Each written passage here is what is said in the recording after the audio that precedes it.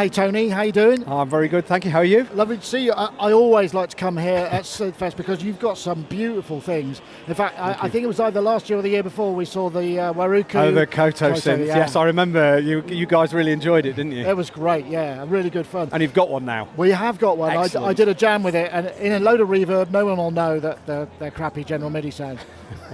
Anyway, how's it going? Tell us what's going on. Good. It's been a busy show so far. Soundgas are here. We're here as Soundgas. We're here as in our vintage gear capacity. Also as manufacturers of the Soundgas range of 636s.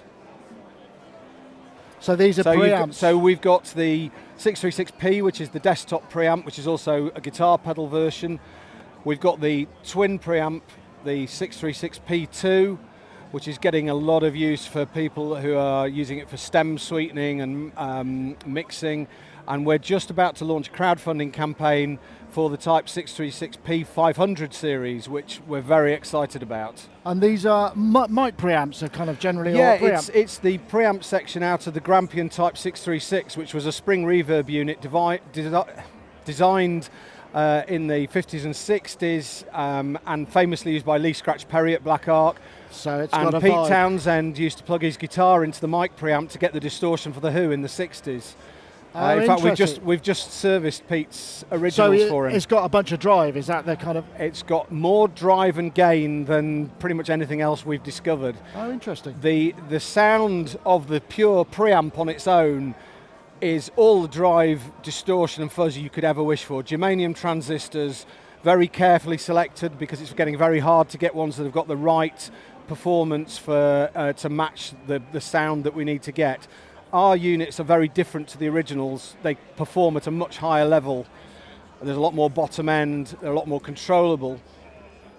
The 636P2 came about because someone had a 636P and they were parallel mixing with it. And the Grampian mic preamp returns the signal out of phase. And so the guy got in touch and said, I can't parallel because it's coming out of phase. He hadn't got a phase switch on his mixer. And Hugh, our designer, said, well, we could put an output transformer on it. I'm like, oh yeah. So this has got twin Carnhill output transformers.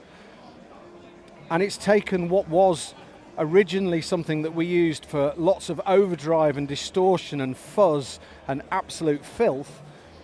And it's turned into something that we're all using, or nearly everyone who's got one now is using a completely different way. Just colour. It's colour and just subtle sweetening, and the mix engineers who are using it now are just loving it. I mean, it sounds incredible on drums, but even things like string sections, vocals. Oh, really? What does it cost per channel, roughly? Well, it depends how you buy it. If you buy one of these are currently 2,450 plus VAT. Right.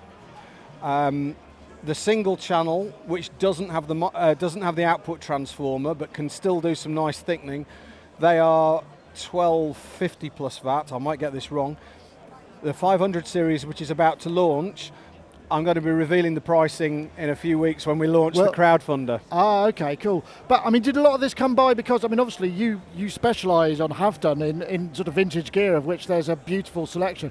Did this come from having a service department and then being able to utilise those engineers to build Absolutely. your ideas? Right. I mean, my fascination with the Grampian started when I just saw one on eBay years ago for £70. Thought that looks interesting, bought one, very noisy but lots of distortion, loved it.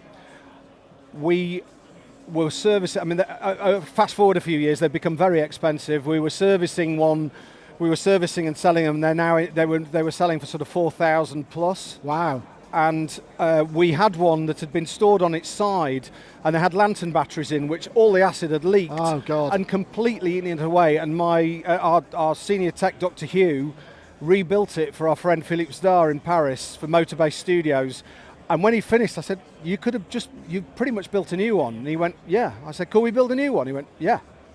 And that's how we got into manufacturing, and that's what this became. Hugh redesigned the circuit for better performance and a bit more gain. And there you go. Yeah, and that's how we got into it. And it's grown out of our service department. So, I mean, tell me, we've got some lovely things here. There's a lot of Space Echo, a lot of tape-based Echo, lovely Binson over there, Echo Rec.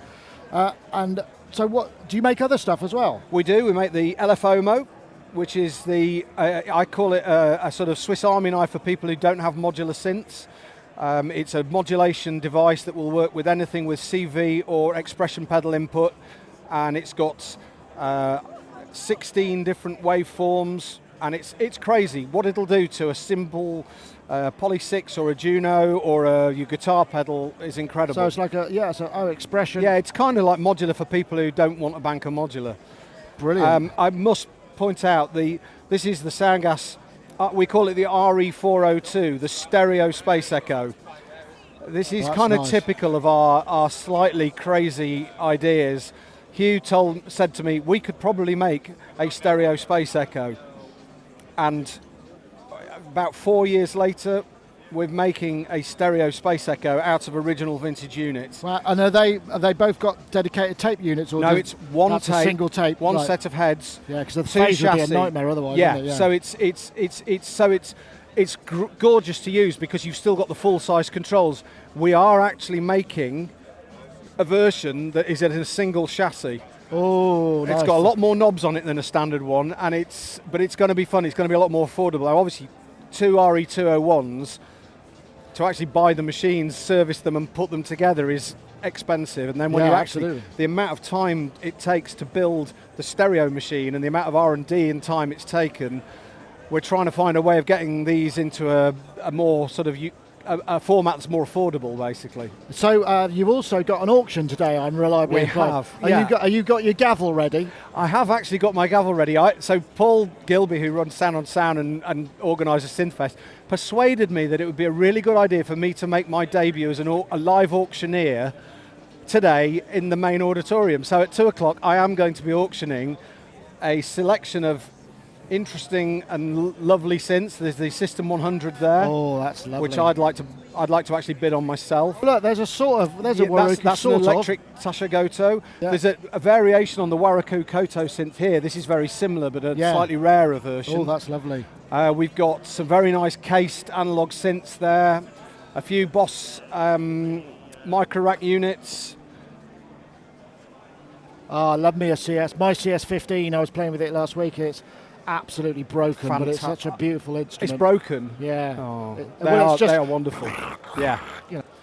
So there's a mixture of a few beatboxes. We're doing about 21, 22 lots, and it's.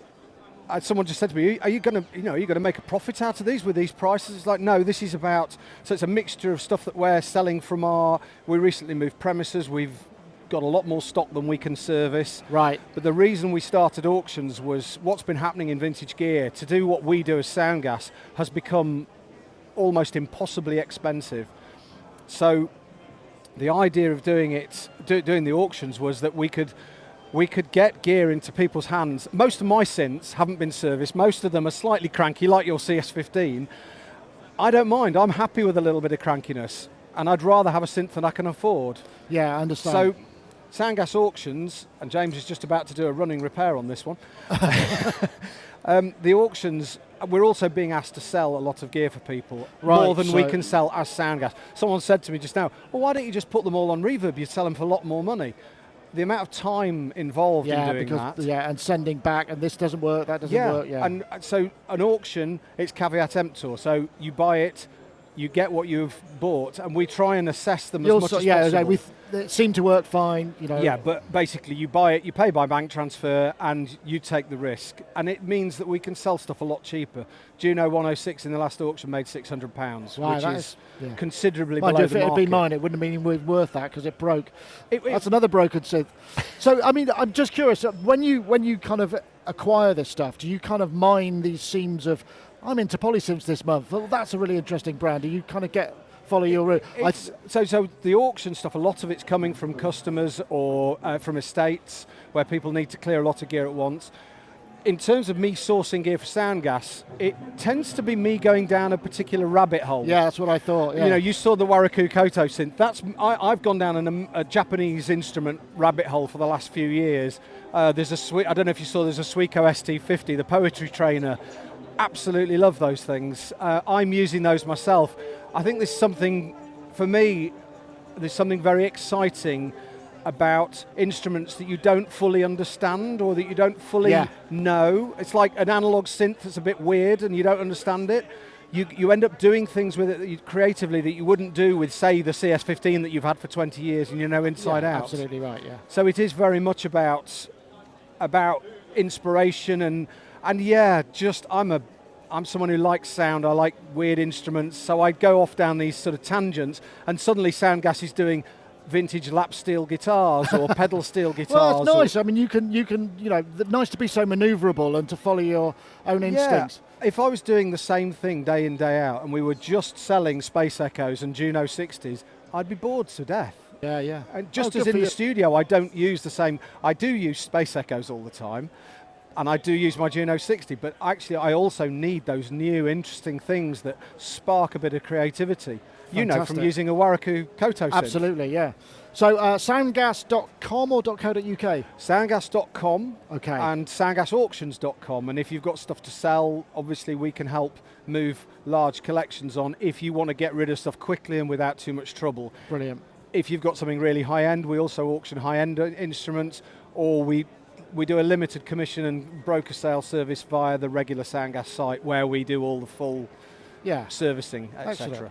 Thank you so much. Thank you very much. Nice to see you. Good luck with the auction. Thank you very much.